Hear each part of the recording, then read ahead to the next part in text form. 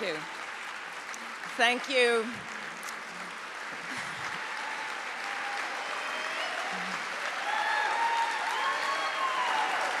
Thank you so much. It's been a, please sit, thank you so much. I am so honored to have Indra introduce me. My dear close friend, Oscar de la Renta, told me many years ago what a wonderful Indra is, what a wonderful woman Indra is. And since Oscar was friends with such wonderful women as Jackie Kennedy and Katharine Graham and Oprah Winfrey, to name just a few, this was a bit like the Queen saying she admired your house. So, Indra, thank you. So when I first started at Vogue, it seemed both thrilling and all-consuming to just produce a magazine every month. How incredibly simple that all seems now. This is our 125th anniversary year, which marks a long time for any title to stay relevant. It is also a testament, I think, to our capacity for change. The biggest change, of course, is that Vogue is no longer simply a magazine. It's become so much more because it's had to. Our great pleasure has been to seize opportunities to adapt and to extend our reach. In August, for example, a month when most of the fashion world is at the beach, our various platforms pulled in some 64 million visits. That is a number I could only have dreamed of when I first began at Vogue. Of course, not all of those who follow our Snapchat channel will end up with their noses deep in our magazine, and that's absolutely fine. Our first great epiphany was realizing that we shouldn't simply use our digital capacities to herd people back to print. Each initiative could be a force of its own, built with integrity on its own terms. What unifies them, what all of our audiences respond to, is the Vogue point of view. A new world has opened up as a result.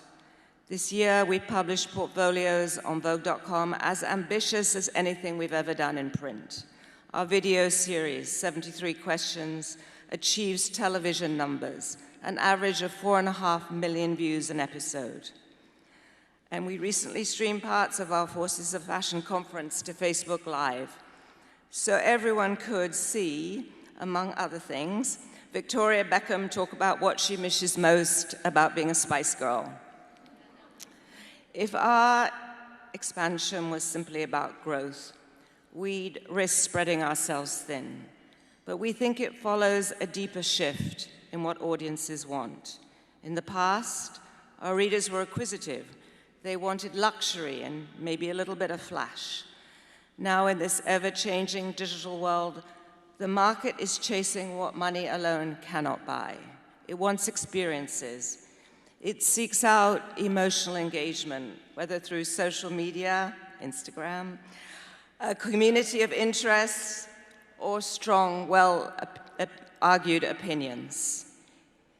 In other words, there's a major shift in values underway. I've noticed it in fashion, where the most exciting designers put their personalities and their authenticity on display, holding fashion shows in small, beautiful apartments or wonderful gardens, a long way from those grim, cold warehouses that we used to have to sit in. You see it on the runway, where models of all ages, races, and sizes are breaking the old molds. You see it in the irrepressible work of young designers like Public School and Heron Preston, who mix streetwear and fashion with abandon and speak fluently to a new generation.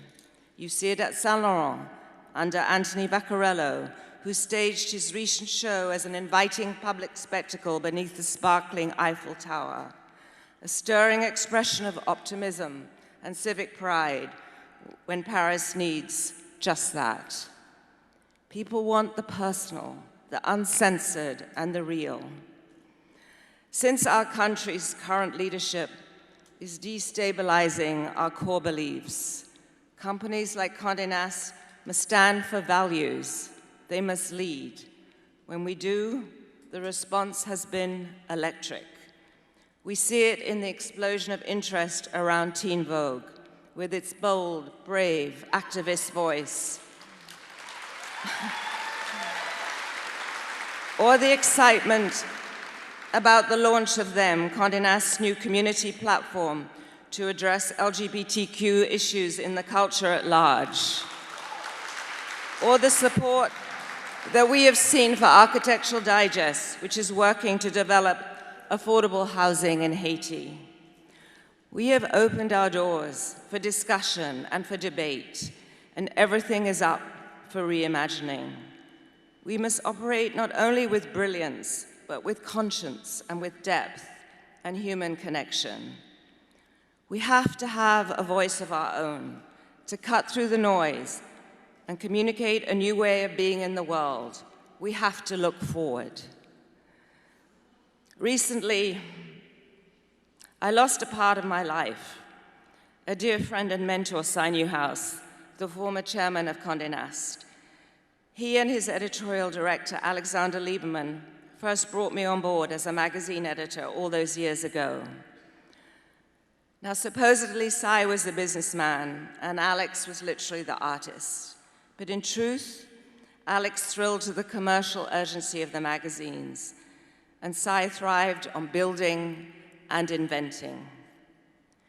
And although he stepped back from the daily work of Condé Nast in his last years, he delighted in the way we were growing into the digital age. His restless mind is the foundation for our willingness to take risks today.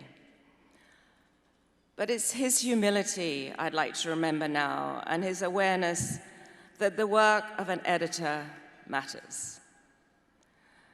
Cy was a man of few words, but his favorite word was extraordinary.